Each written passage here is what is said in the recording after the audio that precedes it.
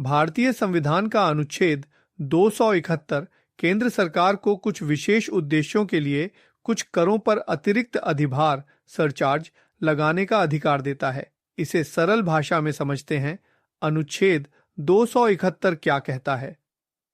यह अनुच्छेद संसद को यह शक्ति देता है कि वह संविधान के अनुच्छेद 269 और 270 में उल्लिखित करों पर अधिभार लगा सकती है।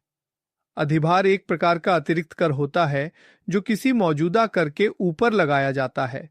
यह एक अस्थायी कर होता है जो किसी विशेष उद्देश्य के लिए लगाया जाता है।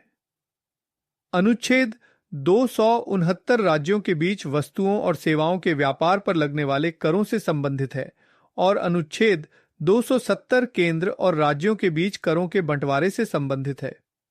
यह विशेष उद्देश्य राष्ट्रीय हित जैसे युद्ध, प्राकृतिक आपदा या कोई अन्य महत्वपूर्ण परियोजना हो सकती है जिसके लिए केंद्र सरकार को अतिरिक्त राजस्व की आवश्यकता होती है।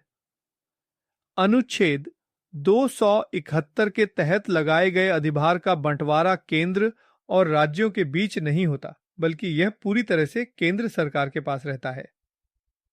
उदाहरण, मान लीजिए कि केंद्र सरकार को किसी प्राकृतिक आपदा से निपटने के लिए अतिरिक्त धन की आवश्यकता है, तो संसद अनुच्छेद 271 का उपयोग करके कुछ करों पर अधिभार लगा सकती है। इस अधिभार से प्राप्त धन केवल केंद्र सरकार द्वारा उपयोग किया जाएगा। संक्षेप में, अनुच्छेद 271 केंद्र सरकार को विशेष परिस्थितियों में अतिरिक्त धन जुटाने का एक साधन प्रदान करता है जिससे वह राष्ट्रीय महत्व के कार्यों को पूरा कर सके।